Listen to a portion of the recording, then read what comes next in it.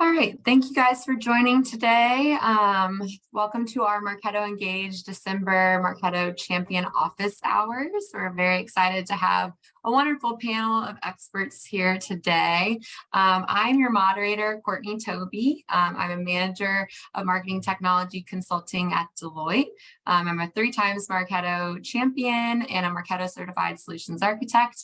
And I'm going to kick it over to Max, who is on our panel, to give a brief introduction. Hi, I'm Max Maurier. I'm the Senior Director of Marketing Ops and Analytics at Druva, 2X Marketo champion, longtime Marketo fanboy, and responsible for underlying infrastructure, data management, the usual marketing ops stuff, as well as kind of the strategic direction and budget decisions for some of our key demand gen and digital orgs at Druva. I'll hand it over to Carissa.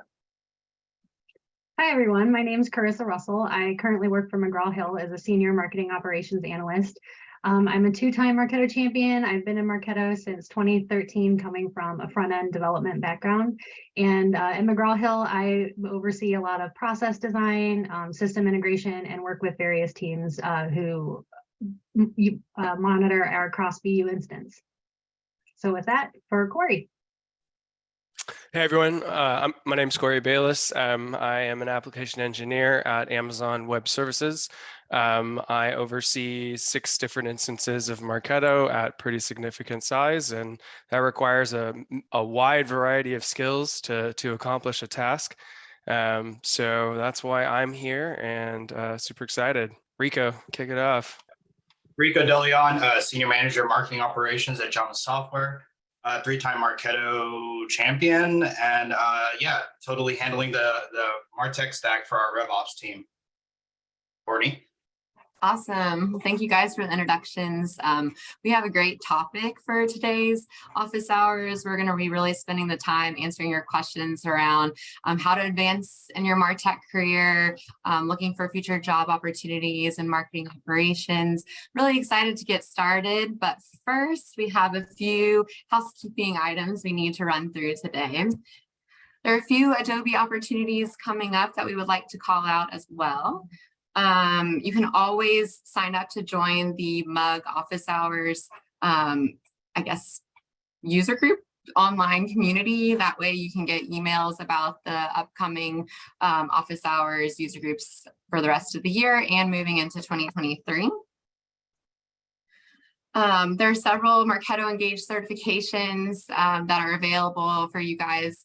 Very much aligns nicely with the topic we'll be covering in our user groups today. If you have questions about any of these certifications, the Certified Professional, the Marketo Certified Solutions Architect, and the Adobe Certified Expert exam, please feel free to ask those questions today as well. And then lastly, Summit 23 registration is live. It's Adobe's first in-person summit in several years. So we're hoping a lot of you guys can attend, whether in person or virtually. It'd be great to see so many of you guys in real life again. So more information to come about Summit, but registration is already live. And with that, we will go ahead and kick off the questions for today. So, hold on, I'm having a little bit of a technical difficulty. All right, so the first question that we really have is, how can someone catch up and grow further who just started working in Marketo and email marketing? They have lots of other experience in other domains, but how can you really get up to speed? And Rico, I think this seems like a great one for you to sort of kick us off with. Sure. I myself, I'm a relative latecomer to the Marketo or marketing automation operations space, coming from a graphic design and a field marketing experience. So these are my experience and what I did to try to catch up quickly. Basically, the first part was I leaned on the resources provided by Adobe and Marketo. So that included Marketo University and all of the new marketing channels and marketing operations channels, just jumping headfirst into that and getting involved. I also, within my organization, worked with the stakeholders to determine the wins and opportunities within that function, assuming that that is the function that you now have or that you're trying to get. And the first thing I did was try to identify like pain points and leverage my experience from all of my other roles that were not necessarily marketing operations to determine what can be addressed by not only my role, but what Marketo or the CRM or any of the other MarTech stack is there. And then the last part about that is also being realistic about what your role can and cannot do, especially at that present time. And then the last one, and I think this is the most instrumental, was the mugs and other networking. I really tried to go to in-person and get to know people because especially if you're new, you don't know what you don't know, if that makes any sense. So seeing what is possible with the tools that now at your disposal is a huge way to learn. But if anyone else has any feedback or suggestions, please feel free. No? Yeah, I think you did a great job sort of covering that topic, Rico. I think we can move on to our next question. So sort of related to that, like how do you continue to expand your skill set? Apart from Marketo, what else is a platform skill or another MarTech tool that sort of can help you further progress in marketing operations and get you really to that next stage of your career trajectory? So Corey, is that something you would like to cover? Yeah, for sure. So Marketo is one tool of many tools in a sea of many different types of resources that are available to solve a variety of different issues. How do you see through all of that to know what's the right thing to get good at, right? And what I would say and how I think about this question is, what is actual impact versus artificial impact? Like what I mean by that is when you move the needle, right, at your company, what does that actually look like? Okay, cool. Now, what tools can I use to actually start to move that needle further? And then I start thinking, what are my pain points, right? What do I feel like I'm spending the most amount of time on?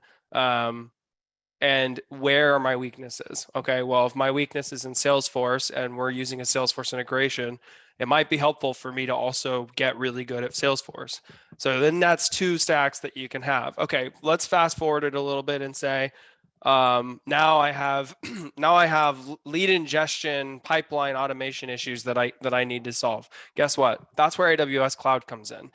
What's the biggest issue that platforms face? Data transition between each other. And if you learn how to build pipelines, it literally can save you and your company just lots and lots of money. Data not connecting to itself, like, and staying kind of like in ETLs, and you hear a lot about AWS and ETLs and what an ETL is. And I highly recommend you start learning and you get to those advanced topics because it's all about data flow in the end. And when you have mechanisms that allow for you to automate that data flow, it can really have a pretty significant impact on the people around you, your team, your the orchestrations that you're putting together. So I would say Marketo, Salesforce, AWS or Azure or Google Cloud, and then get familiar with what a REST API is, because that's the future. Everything is a REST API. Yeah, that should help. Awesome. Thanks, Corey. Carissa, Max, or Enrico, do you have any additional tips? Yeah, I think to piggyback off of what Corey said a little bit, because, it's a very technical tool, but it also has a lot of more entry level pieces. So, if that seems way too in the weeds for you, I would definitely start working with, like front end development and also, the other things that the tool does, because it is a very powerful way to create relational databases, even with inside of Marketo with custom objects. And that's part of, what Corey does so well with APIs and integrating that data all together. So I think if you understand data science and you kind of look at the principles of data management, that will really help you gain a solid foundation too, for just using the tool and branching out. I think we also had another question, Courtney, about, starting to specialize in Salesforce or CRM along with Marketo. And I think these questions are tied together. From a non-technical standpoint, it's really helpful and I would say critical in a career trajectory, if you're trying to, not necessarily be an uber technical marketing person and instead move more toward a general marketing like strategy career, really critical to understand how your CRM works, not just from the data flow point of view, but from your seller's point of view. If you're in a B2B org, understanding how the teams that your marketing org ultimately supports uses the CRM and where that data goes after you supply that information to it, is critical to understand the impact that marketing actually has on the business. So outside of kind of the infrastructure criticality there, in terms of your business strategy and the goals that your company actually has and your sales teams actually have, I do think that you can't just learn Marketo. You have to learn how your CRM works in order to know how what you do in marketing supports your organization.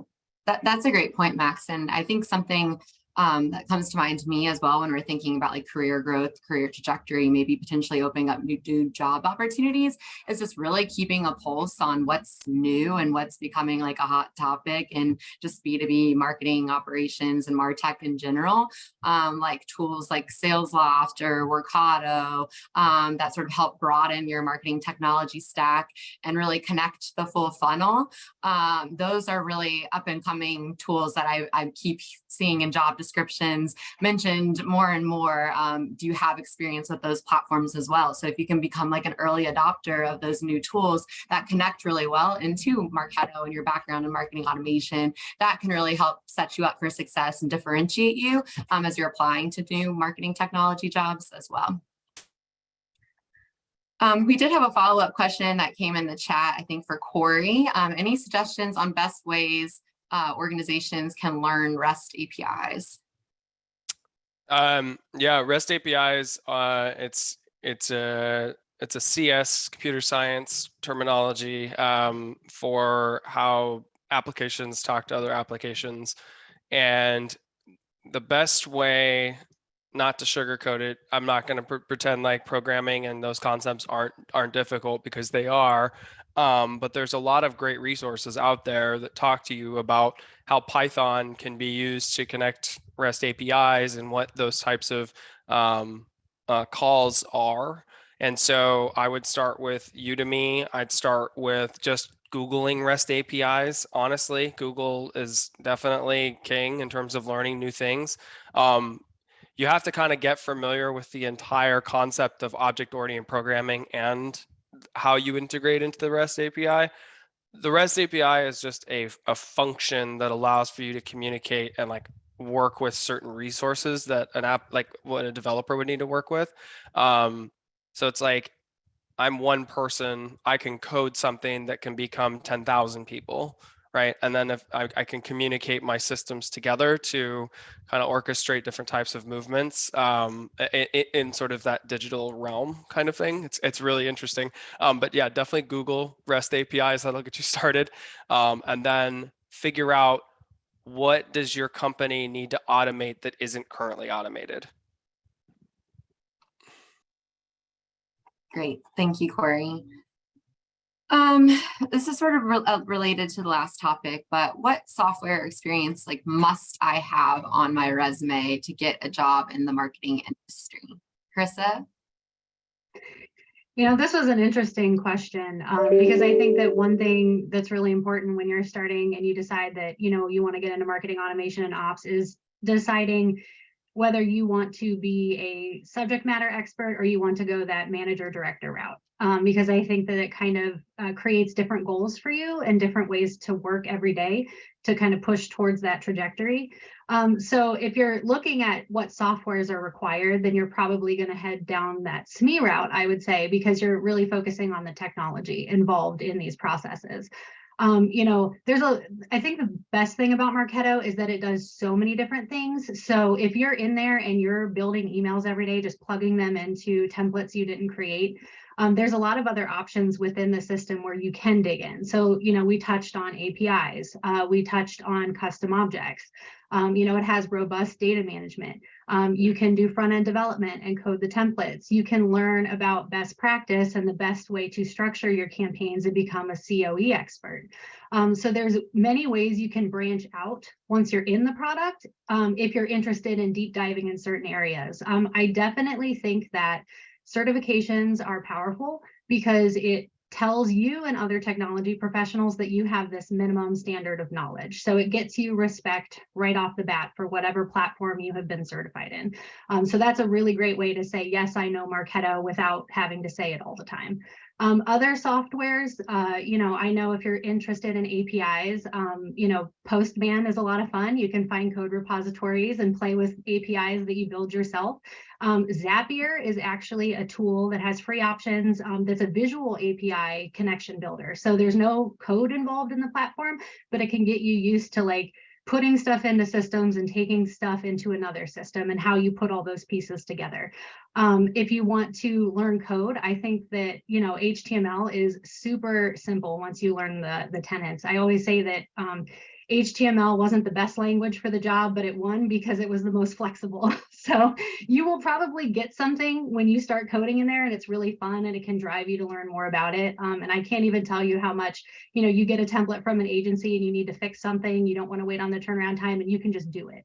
So, there's little things you can do every day to even branch out within those spheres and use them in your Marketo daily life. And then maybe later on, you get that Salesforce certification that you can carry into your next role and into the future of your career. So I don't know if anybody else has anything to add on top of that. I know it's kind of a roundabout answer, but No, I think that was great. And we sort of have a follow-up question that came in related to, you mentioned certification several times. The question was, what really is the value for certifications today in today's landscape where you can basically become certified in anything? What does that Marketo certification or Salesforce certification really mean to people hiring for these types of roles? Yeah, I can take this. I think there are a million certifications. As a hiring manager, I only care about a few of them. And we've kind of already talked about them. I care about Marketo certification if I'm hiring for a Marketo specific role. Like, if I'm hiring for a more general marketing role, I have a centralized marketing ops team, not a decentralized team. And so I don't need marketers with Marketo experience if they're not on my marketing ops team.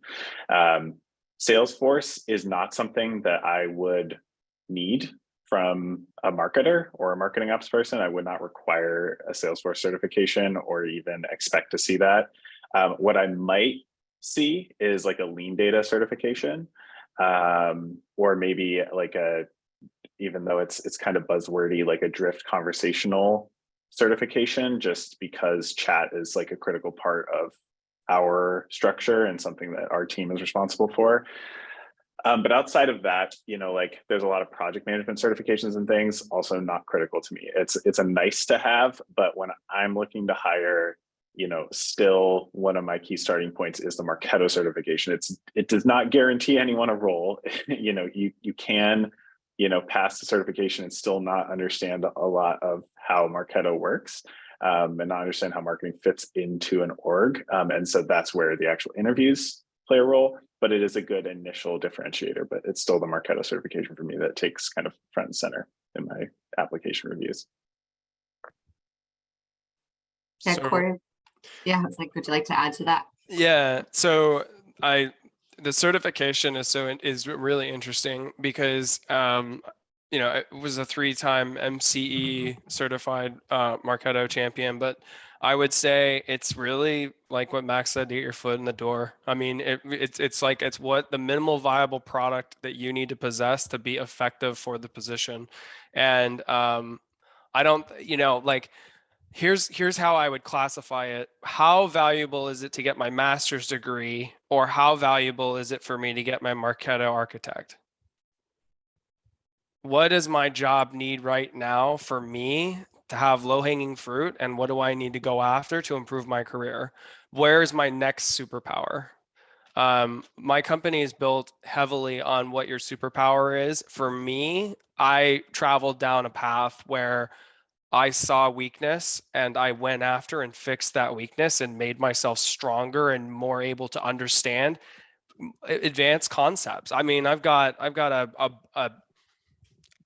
a book stack this high of front end application building, Python, SQL, HTML, CSS, JavaScript, jQuery, all of those languages to understand end to end what Marketo actually is capable of doing, because those are all languages that work within Marketo, right? If somebody asks you, how do you build a design email? And their answer is you copy and paste. Well, that's because they don't understand the actual framework that lives behind that email that's being built that allows them to copy and paste, right?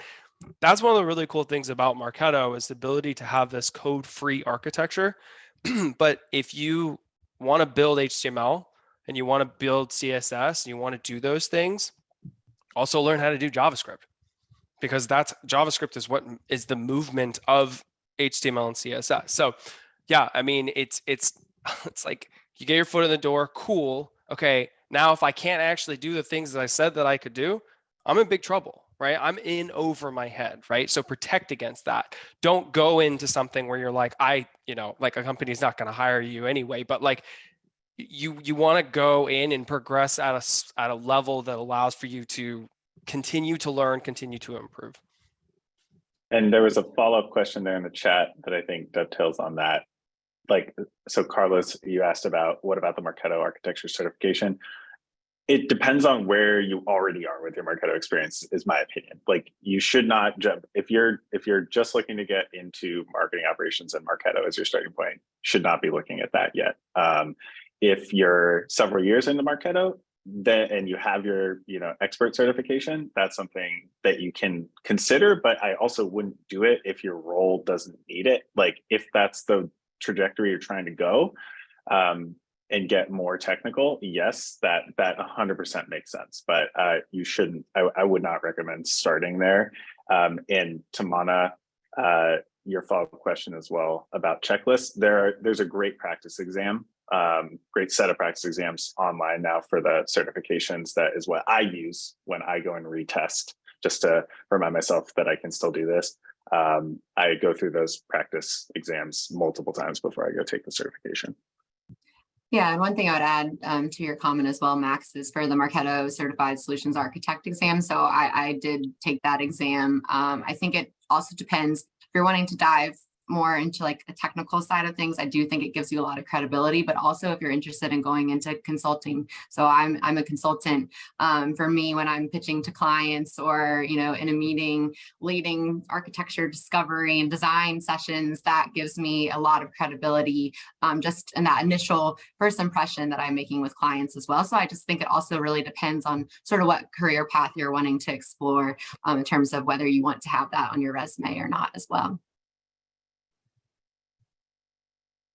We did have one other certification question. How would the panel say, and let's start with you, Rico, because we haven't heard as much from you yet. How would you say Marketo certification has helped advance your career? It made my jobs into a career, frankly. I want to say that, we talked about earlier how I was a relative latecomer to the game. A lot of the things that at least field level marketers used to face was they had that chip on their shoulder, basically saying, what do you actually do? Or what impact do you actually have on the company? And so when we started to look into the Marketo as like our marketing automation platform, there's that ability to start putting metrics and results showing that impact. And so that certification opened the doors for like a wider career. And that's the reason why I think myself and others are so passionate about it.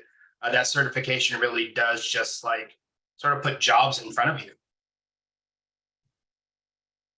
Anyone else like to share their own personal experience of how it shaped their career? Yeah, I real quick, I saw opportunity. I didn't do it for 10 years. I saw opportunity in front of me and I said, wow, this is interesting. I want to go down this path. And I think that landscape has changed, but there's no substitute for hard work. Awesome. So sort of pivoting, I think we addressed certification really well.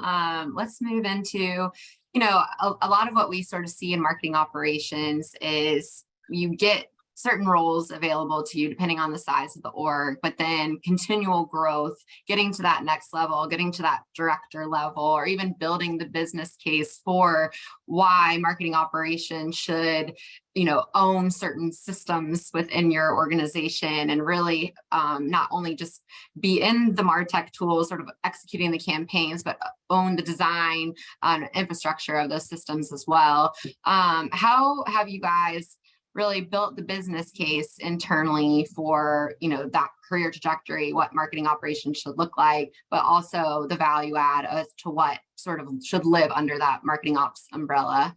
Max, want to start with you? Sure. I mean,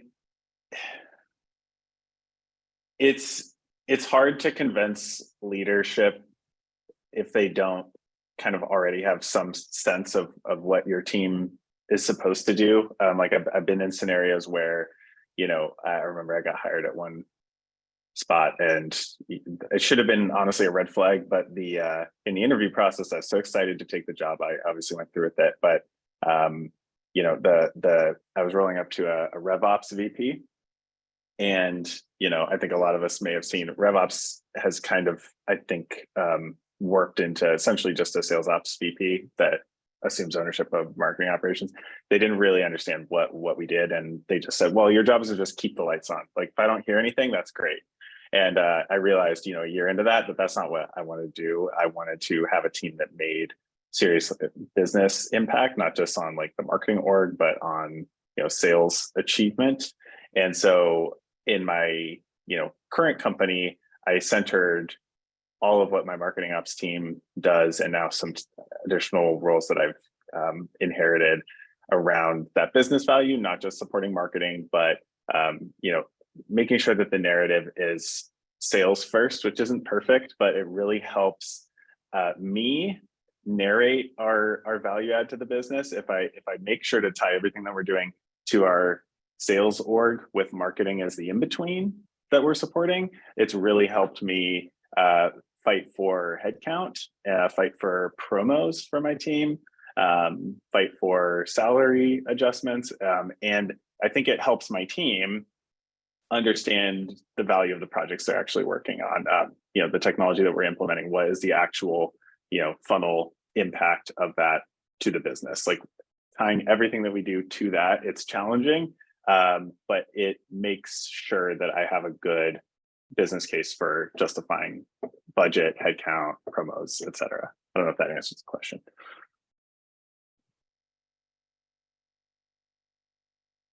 Yeah.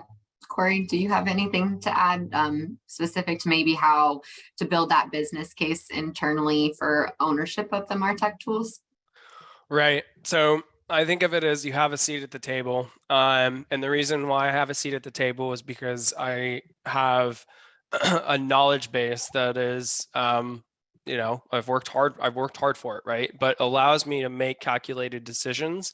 And when I know that what the results are going to be of that calculated spot, right? You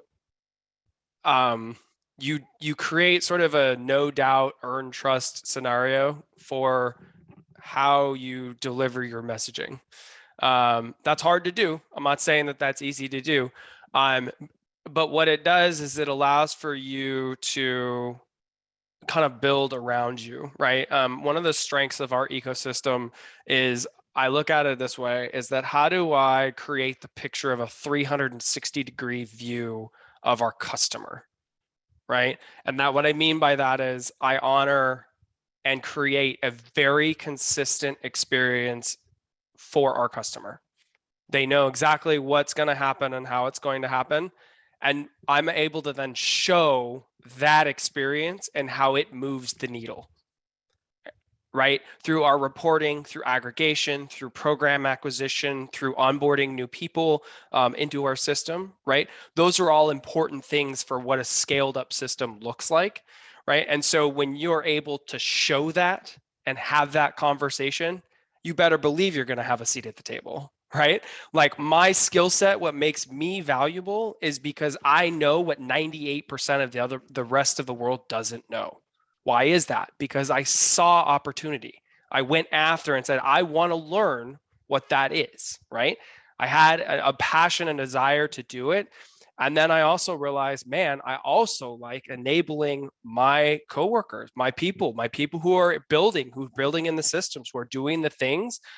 Me enabling them makes their job easier, and it makes my job easier because I have less to manage, right? So you standardize across the board, you give them a stable platform to build on, you will see success. Definitely. And I think this question sort of resonates with me as well, because it's something I'm going through actively with a client right now.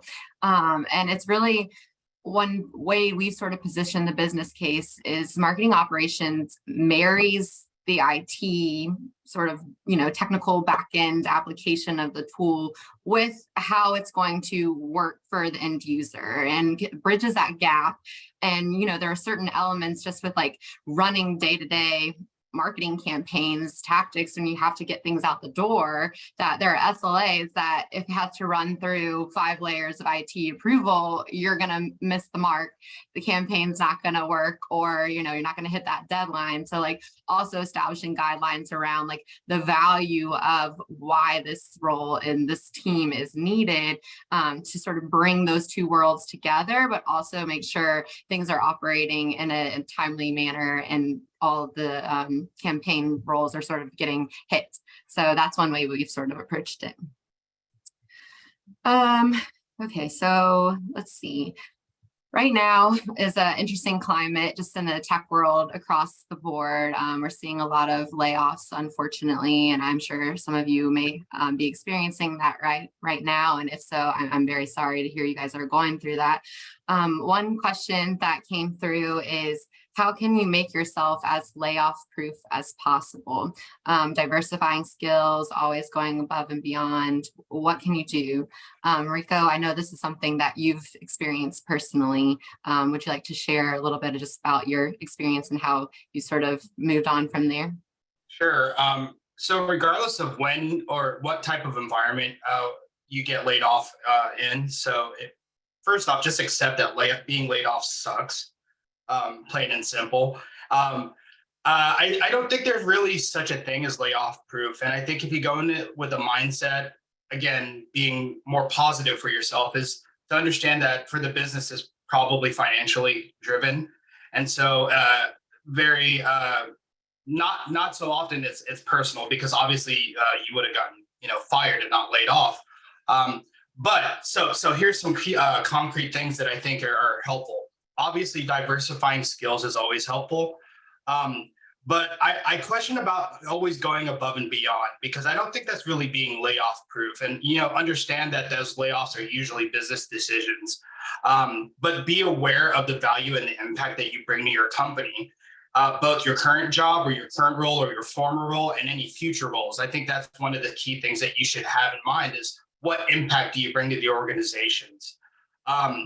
Also, a weird side note in terms of being layoff proof, for me, being laid off for the first time, be familiar with the other stuff. So be familiar with your finances. Do you have your emergency funds? Do you have the resources? I didn't know how to file for unemployment or COBRA or any of that stuff. So that was something that I had to learn quickly. Obviously, lean on your networks, lean on people. I mean, even the company that you may have been laid off from, they may be able to write you or give you recommendations. So that's always something that you can lean into. And then the last, and I think the most important thing, and I leaned on this panel a lot during my layoff, is if you can afford it, take your time with finding your next role and think about things like cultural fit and total compensation, because that can mean more than salary or the title. I know that's very hard to do when your back's against the wall, but I think you could potentially put yourself, like I am currently, in a company that you love and the culture fits and everything just works. Sorry if that's a little verbose. That's perfect. Anything else the panel would like to share around that? Okay, we can move on to the next topic. Okay. This one is sort of specific to you, Max, since you are the solo director on the panel. But one of the question was, what does the day in the life of a marketing ops director look like? Oh, well, I've had the privilege now to move up an extra level after that, and it gets, it's so different. Like the question earlier about certification, you know, like certification to me was a massive benefit to me in the first chapter of my career. Like it moved me from not understanding what my role was in my company to like seeing people get certified, exploring what that was, being like, okay, so this is what I do within marketing. But you know, I think that one of the biggest differentiators being a director from manager or moving up past director is you can't be told what to do. Like you are the director. You need to determine the direction of not just your team, but push your stakeholders and your executives in the direction you think is the right one. And that can be really scary for marketing ops folks, especially where we just want to do super cool work and sit in the background and hope that people recognize us and know that we're adding value and be super proud of that. You have to be willing to take responsibility for like strategic decision making and fails, and that's something that scares me. Like whenever I go into you know, we're going through our annual planning right now for our next fiscal year, and we're heavily involved. And granted, I've forced us to be heavily involved and made sure that marketing operations, and especially with kind of the analytics arm of what I do, is like a critical voice in that conversation, because marketing is such a large area of investment for many companies. But I have to be ready to make a suggestion and have it not work. And that happened this year for me in a couple places. It was really scary. But it becomes very little execution depending on the size of your org, and much more how you use the pieces on your team to get to an end result. Like I'm personally in Marketo, maybe 15% of my day at this point. I have a fantastic team of experts. And I still obviously have the ability to go in and verify and double check work and make sure that things are accurate and step in when they go out on PTO. And that's kind of, I think that balancing act at the director level is you have to be able to manage up, and you have to be able to step back in to the day-to-day operations if you have to. Once you hit that kind of VP level, that's when you're probably not expected to like be getting down and dirty into Marketo. I like being in Marketo often, so I have a hard time with that like next jump potentially. But that's the biggest difference I see, is the responsibility for actual successes and fails of the business, not just being told what to do by your CMO all the time, and then them being the throat to choke. But you end up being responsible, and that can be scary. Great, thank you. We did have a follow-up question come in. To ensure your team's contributions are tied to business impact, what do you find to be the most critical skill sets or functions in your team today? And they said, for example, MarTech ops, analytics, campaign ops. Yeah, I saw that a similar question in the kind of pre-submitted questions as well. This is, I hope you folks don't view this as a cop-out, but like when I'm hiring, whether it's a marketing ops role or an analytics role, you know, certification, yes. Marketo, yes, for marketing ops. If someone doesn't know how to communicate to our stakeholders or to me, it's not going to work. If they can't, you know, like I would say presentation skills are severely underrated in the list of like skills that people need to have. If you can't justify your project with a compelling like narrative, what's the point of your project? How are you explaining this? Is, you know, Corey touched on this as well. How are you explaining what you do to your business? You have to be able to do that. It's not just being able to do your job, it's being able to explain the impact of your job. Now, within that list of like examples that Alicia provided, analytics has been for me a really helpful thing to lean on, because it inherently like leads you to a story. Like you're looking at anything from, I'm very focused on like bottom of funnel or middle of funnel business metrics at this point, less like email metrics and lead gen metrics and things like that. But, regardless of where it is in the funnel, metrics are the vehicle, like they're the starting point, they're supporting a story. If you learn how to tell that story in a compelling way and explain what the next step is that you should work on and why your time should be devoted to that, it will set you apart from folks who just want to be told what to do and expect that work is going to be represented somehow without pushing it. You have to be very vocal and be able to like narrate the programs you're working on and why they mean something to your business. Yeah, I think, that's such an important thing. And I heard inklings of that and things that everybody else have said, is that you have to be able to advocate that way. And I kind of view it, if you're taking that manager, director career set, you really do need to know how to advocate and how to talk to people. So you kind of troubleshoot it like I would a MOPS problem. So who are the players on the field? I need to get X, Y, and Z to do this thing. This is the outcome that I want. Well, what's important to them? And then I use Marketo as the tool to create the data, to make the data flow in a certain way. So when we put it in a dashboard or a report, it tells that story to them. And it gives them those actionable data sets that actually can help them make those decisions. So it's a very important skill. And, if I don't know if other people have struggled with it a lot, but I personally have struggled a lot with, trying to understand the whys from a different perspective than one I have. And I know that one of the questions that came in pre-submitted was about how do you grow? How do you become better? And, one thing that's really helped me with that personally is mentorship. I had a lot of trouble understanding how to explain that value set. I saw a lot of disconnected communication between like back-end people who were super good at tech and coding and the marketing people who were making the decisions, and they weren't communicating very well at all. So I realized early on that I could plug a hole there, and to help me grow into that person, mentorship has been invaluable. And you don't have to officially have that person mentor you. I think it's about watching those people work, watching those people achieve that goals, and then seeing how they did those things, breaking it down, and then putting that in your tool set. To get a mentorship, the Champion program actually offers one of the best ones around. I've seen tons of success with the Champion mentorship program, but that's a little more inaccessible because you have to apply to become a champion to get access to that. Your company may have mentorship available. I know where I work right now at McGraw-Hill, they actually have a 2-tier mentorship program. One if you're looking to lead, one if you're looking to just personally develop in your career. So it's kind of like that tech manager divide.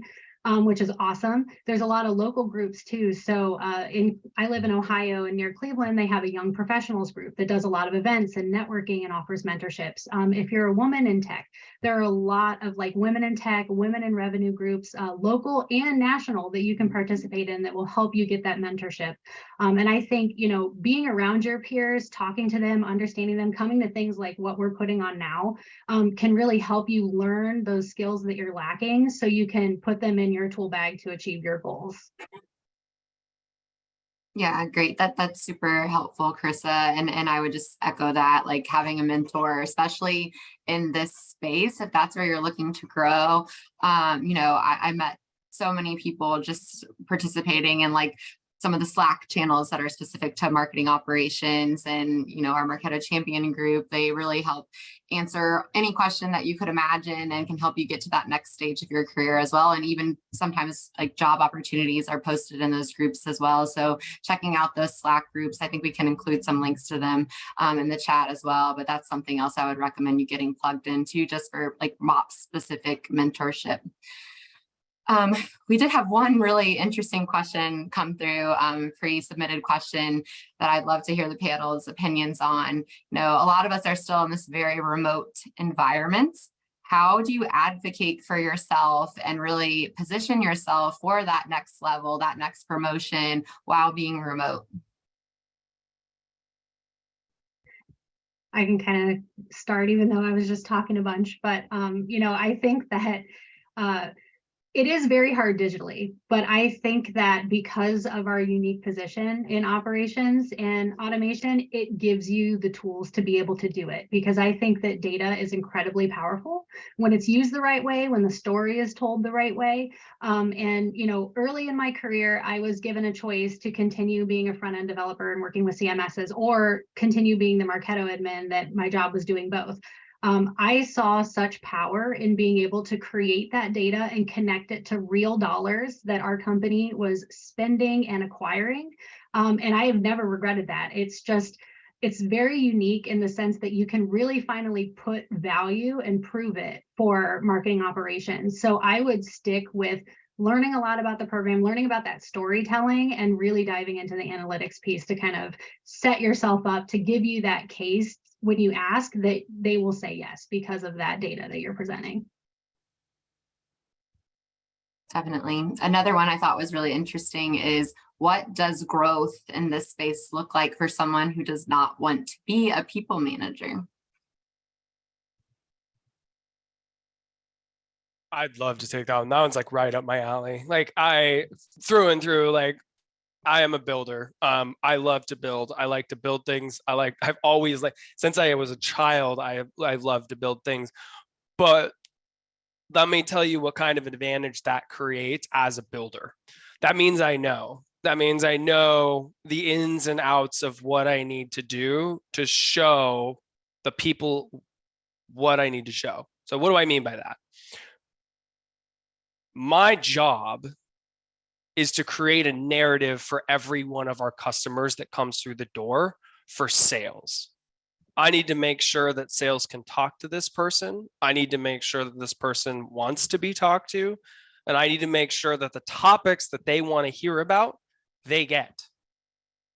Because if they don't, they complain. And then I have escalations. And so it's like a forcing function, right? But why is that important? Well, it's important because now I show value, right?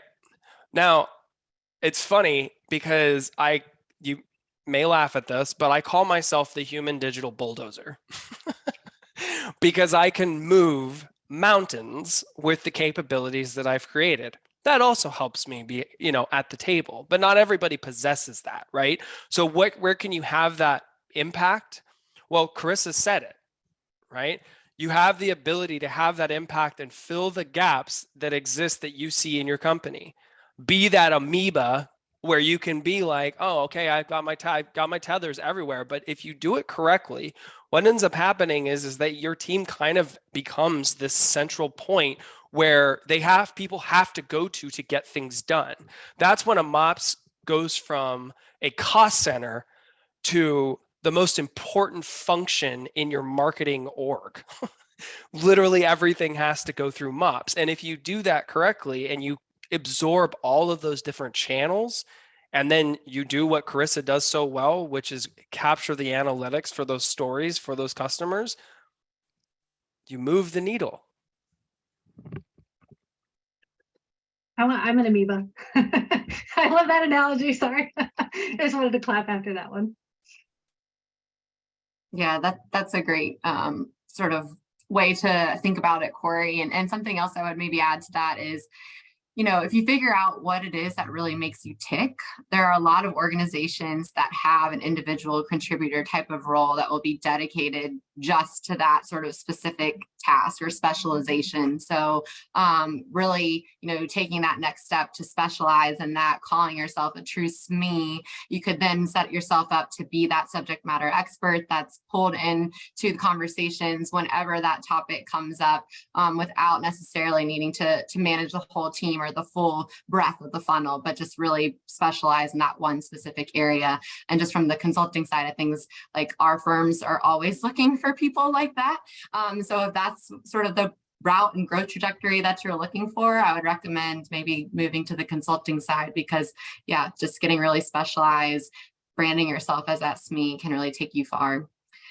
I think we have time for a few more questions. So during this office hour sessions, we've talked a lot about like what you can do to grow. I think it's a great time to transition to how can you help those individuals on your team grow in their own career journey. So Rico, do you have any thoughts on that? Yeah, I think the first part is thinking about or seeing what resources are available at your company. But one of the most important things is that you got to drive that for your direct report or for your team. So take those resources and do it. If you don't have those resources, here's some concrete things that I've used. So periodic one-on-ones, depending on your bandwidth, always have constant communication with your team. Get to know the people that you're trying to help on a career path. Also, too, think about your own career path. What gaps do you have, or what gaps? What good things have you pulled out from your own career path, and look at it that way and apply that to your team. The other thing is early on 30, 60, 90s. Write your own observations about the direct report and your expectations of them in that role and where they need to, or where you see them going, and have them also write their own 30, 60, 90. And then also follow up, have updates, and fine tune those goals on your 30, 60, 90, because those shouldn't be set in stone. Those should be evolving. We talked about mentorship already, but I think one of the cool things that I've seen and one of the tools I've started to use is have your employee write out those goals, those expectations, and then agree to commitments from both the mentor and the mentee. And then depending on either of your networks, utilize those networks to find the best fit. And I think finding someone that's like outside of your organization affords you the opportunity to continue to mentor your team, but also give a better perspective or an outside perspective on that. Anybody else have any tips? I love the 30, 60, 90 day conversation, because it's super important. How do you, the person that you're training or you need them to do a specific job, how do you get them into the correct path to learn what you need them to learn? That's an art. That's an art of a good manager. And I'm actually blessed to have that type of manager for where I work. Very, very, very good at what he does. And I'm grateful for the opportunity that I have really smart people around me. And that's one of the things that has helped me so much is when I surround myself with people who make my head spin because they're so smart, right? But I can learn from them. And that's one of the greatest things about the Marketo Champion program, is that I get to hang out with Courtney and with Max and with Carissa and with Rico. And if you surround yourself with people and know-how and builders and MOPs professionals and managers and people who are just in your circle, it becomes a very effective tool to move in the directions that you want to move, with the support of the underlying community to help kind of guide you in that direction, right? I wanted to circle back on one question, which was, how do we survive in the work from home landscape? Because that actually was something that I've talked about a little bit, and I'll keep it short. The answer that I have is that what has happened with the work from home is that it's no longer who I am at the office, it's what I produce. So now all of the onus of things that I have to do are on me, right? And so I want to better make sure that I know my value add proposition. Now, what I mean by that, I personally use a Kanban board where I track every single work item and every single amount of time it takes to complete that work item, because when I give that to my leadership, I now have a massive list of things that I've solved for, and I've root caused, and I show value. If you're not doing that and you're not tracking those workloads, start doing that. Yeah, that's a great point. And Carissa, I know you had gone off mute. Did you have something you wanted to add to maybe the previous question? Yeah, I was just going to say, and it actually ties into both things that Corey just referenced. It is harder when you're remote because you are distilled down to your work. So I think that that is where those things come into play, like joining your local Marketo user group. There's other platforms that have them. Salesforce has user groups locally too. So anything that you're interested in getting into, even if it is like this virtual office hours, immerse yourself in those things too, and listen to what those people say, because it's an easier way to get in and connect into those groups to maybe trajectory to join them. You know, just if you're unsure where to start, if you're unsure what you can do right now, just be there, just be active, be present, and take action. And that's going to start pushing you in a direction. Awesome. I think we have time for maybe one more question, which I think this was a great one to end on. How do you show leadership ability for that next level role when you don't really have any direct reports or still a team of one?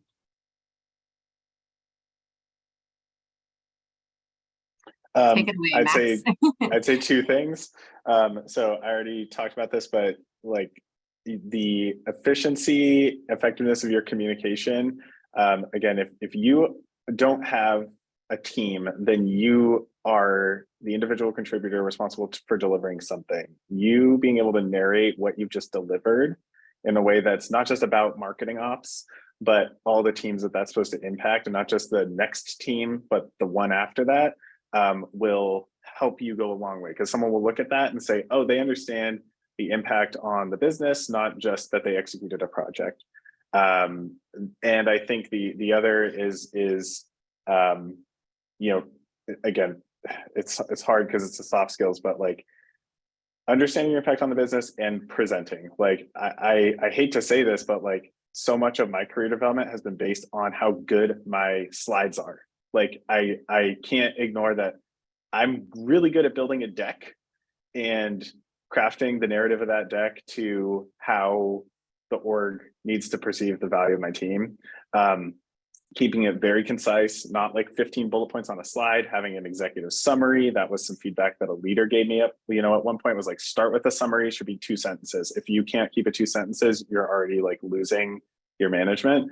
And then very visual slides that you support with your verbal feedback, like that, you know, understanding your impact on the business and communicating incredibly concisely and visually. You know, your executives are toddlers, like treat them that way. You have to communicate it. They've got a million teams on their radar. You got to keep it at that level. That's my advice. Great. Well, I know we are at time. Thank you all for joining today. I think it was a great conversation, great dialogue. I know there are lots of questions. We could talk about this for hours, but I'm sure we'll probably do another session on this topic at some point down the road. But wish you guys very happy holiday season. And yeah, thank you for joining. Thanks, everybody. Bye. Thank Bye. you. Thank you.